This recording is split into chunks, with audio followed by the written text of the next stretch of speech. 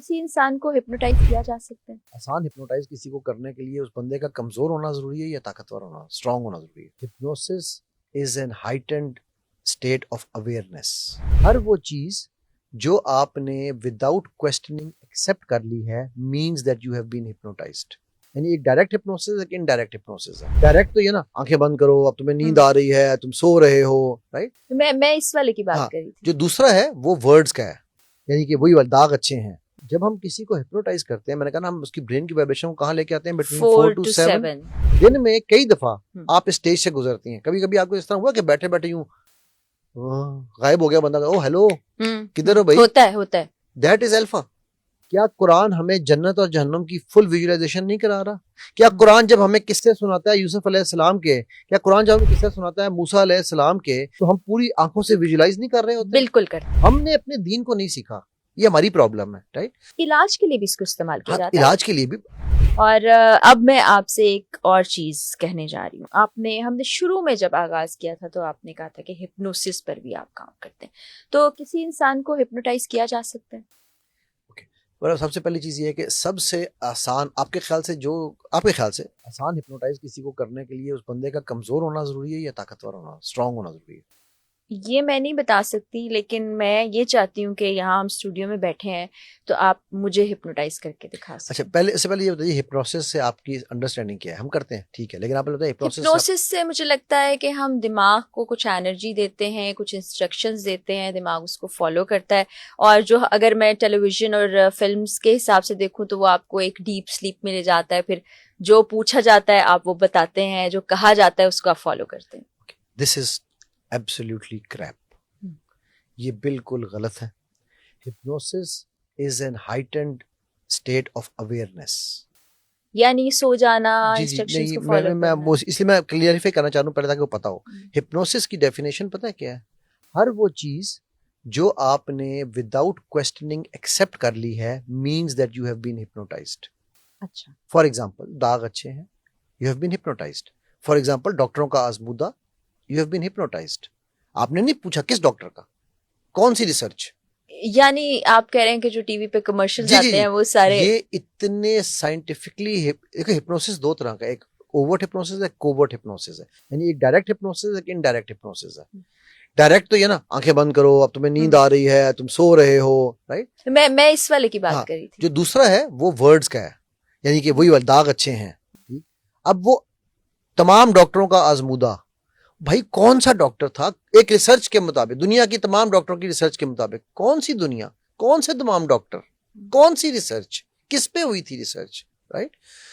सो ये तो है हिप्नोसिस की डिक्शनरी डेफिनेशन, ठीक। उसके बाद जो सेकंड चीज है जो अभी आपने बात की, कि वो जब हम किसी को हिप्नोटाइज करते हैं, मैंने कहा ना, हम उसकी ब्रेन की वाइब्रेशन को कहाँ लेके आते हैं? Between 4 to 7। 4 to 7 में मैंने आपको क्या कहा? लूसिड ड्रीम आती है। 4 to 7 में मैंने आपको क्या कहा? कि ख्वाब आपको याद रहता है, कुछ नहीं भी रहता उसमें नहीं। 4 to 7 वाले में याद रहेगा, ठीक है, उससे नीचे नहीं याद रहेगा, ठीक है। 4 to 7 में कई दफा आपको इस तरह होता है कि आप जो है ना, वो आपको लग रहा होता है कि मैं एक्चुअली उस ख्वाब में हूँ, खुद हूँ। कई दफा लोग खड़े हो जाते हैं, चल पड़ते हैं, कुछ करते हैं, बोलते हैं, राइट। सो इसका मतलब है, इट इज आपकी अवेयरनेस की एक हाइटेंड फॉर्म है। सो जो बंदा हिप्नोसिस कराएगा, जो सही हिप्नोटिस्ट आपको करेगा, वो आपको स्टेट में लेकर जाएगा। इसको हम स्पेसिफिकली एक हिप्नोटिक स्टेट जिसे हम कहते हैं, ठीक है, ट्रांस जिसे हम कहते हैं, वो ट्रांस में लेकर जाएगा। उसका मतलब है कि आपके ब्रेन को बिटवीन 4 to 7 लेकर आएगा। उसमें आप अगर कंप्लीट होशो हवास में नहीं है, यू आर नॉट हिप्नोटाइज्ड। अगर आप 4 से नीचे चली गई हैं, यू आर इन डेल्टा। अगर आप 7 से ऊपर थी तो you are in almost alpha. Alpha मैंने अभी, अल्फा पता है क्या है? दिन में कई दफा आप स्टेज से गुजरती हैं। कभी कभी आपको इस तरह हुआ कि बैठे बैठे यूं गायब हो गया बंदा, ओ हेलो किधर हो भाई? होता है। That is alpha. और ये कभी परेशानी में भी हो सकता है, खुशी में भी हो सकता है, दुख में भी हो सकता है। आप यहीं बैठे बैठे कहीं और सोच में हो सकते हैं। That time your brain is already in alpha. तो ये कोई और नहीं कर सकता या कर सकता है? नहीं, करने को तो हर, जब आप सो के उठते हैं, हर इंसान दिन में कई दफा अल्फा और थीटा में जाता है, ठीक है। जब आप सो के उठते हैं 15 मिनट तक your brain is by default in alpha. तो उसी वक्त हम फोन उठा लेते हैं और उसको और हम फौरन हम बीटा में आ जाते हैं। वो नहीं करना चाहिए। फिर करना क्या चाहिए? उस टाइम को यूज करें। आपने मैनिफेस्टेशन और लॉ ऑफ अट्रैक्शन की बात की थी ना, तो जिस तरह मैंने कहा कि यार बेस्ट जो दुआ है वो इस्तिखारे की है, इसी तरह आप जब नमाज में दुआ मांगे, दुआओं से तकदीरें कैसी बलती, मैनिफेस्ट ये तो कर रहे बेस्ट हैं आप। मैनिफेस्टेशन है, इससे दुआ और क्या इज द बेस्ट ठीक है। मैनिफेस्टेशन। और आप अगर लॉ ऑफ अट्रैक्शन की बात करते हैं, आप अगर विजुअलाइजेशन की बात करते हैं, कुर्बान जाऊं मैं अपने नबी सल्लल्लाहु अलैहि वसल्लम पे और अपने खुदा पे, अपने अल्लाह पे, ठीक है, क्या कुरान हमें जन्नत और जहन्नम की फुल विजुअलाइजेशन नहीं करा रहा?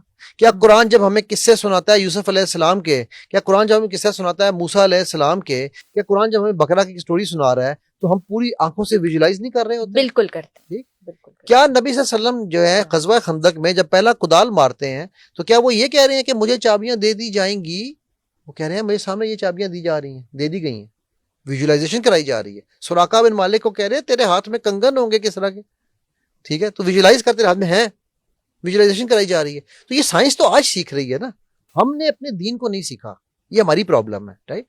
तो जब हम किसी भी तरह से, अच्छा अब हिप्नोसिस के लिए एक चीज जो और जरूरी है वो ये जरूरी है कि जो सब्जेक्ट है उसको ये बात समझनी बहुत जरूरी है कि ये कोई ऐसी जगह नहीं है जहां जाके आप गुम हो जाएंगे। ठीक है। आपसे कोई बंदा कोई इंफॉर्मेशन नहीं निकलवा सकता। तो इस वक्त क्या मैं उस स्टेट में जा सकती हूँ? हाँ बिल्कुल हम करते हैं, मैं आपको करके बताऊंगा। मैं पहले मिसअंडरस्टैंडिंग्स दूर कर लूं ताकि बाद में लोग ये ना कहे कि ये मैं बता दूं देखने वालों को, थोड़ी देर में इंजीनियर अली साहब मुझे हिप्नोटाइज करने वाले हैं, तो ये चंक आपने गौर से देखना है। वहां पे आपसे कोई इंसान आपका कोई राज नहीं ले सकता, बिकॉज आप होशो हवास में हैं। ठीक। It's a state of suggestions, आपको वो सजेशन दे सकता है, it is your choice to accept और रिजेक्ट। कई दफा लोग मुझे उठ के कहते हैं ओ सर जी हमें तो सब पता चल रहा था, आपने हिप्नोटाइज किया ही नहीं।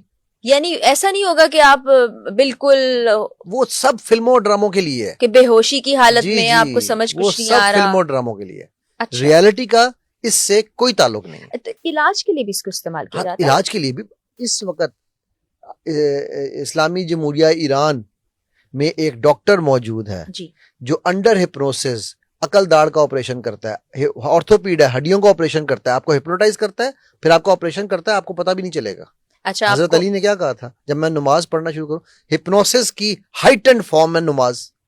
जब आप बिल्कुल अल्लाह से कनेक्शन में चले जाते हैं, आप 4 to 7 में चले जाते हैं जब, और उस कनेक्शन में आपको कोई नजर नहीं आएगा, कोई फील नहीं होगा, ठीक है। सो लेकिन क्या आप नमाज पढ़ते हुए अपने होश में नहीं होते? होते हैं। वो नुमा खजू और खजू इज हिप्नोसिस, ठीक है। ये मैं इसलिए कॉन्सेप्ट क्लियर कर रहा हूं, अगेन ये मैं मेटाफोरिकली बात कर रहा हूं, प्लीज मैं मुफ्तियाना यूट्यूब से अक्सर माफी मांगता रहता हूं कि मुझ पे फतवा ना लगा नहीं, वो जब उनका जी चाहेगा वो लगाएंगे, उनको कोई दुनिया की ताकत नहीं रोक सकती, उनका काम ही ये है। तो इसलिए ये मिसअंडरस्टैंडिंग्स को समझना पहले बहुत जरूरी है। क्यों हिप्नोसिस फायदेमंद है? क्योंकि हिप्नोसिस के अंदर आपका ब्रेन बाकी चीजों से हटके फोकस करना सीखता है, उस एक पॉइंट पे फोकस कर रहा होता है जिसमें आपको सजेशन चाहिए।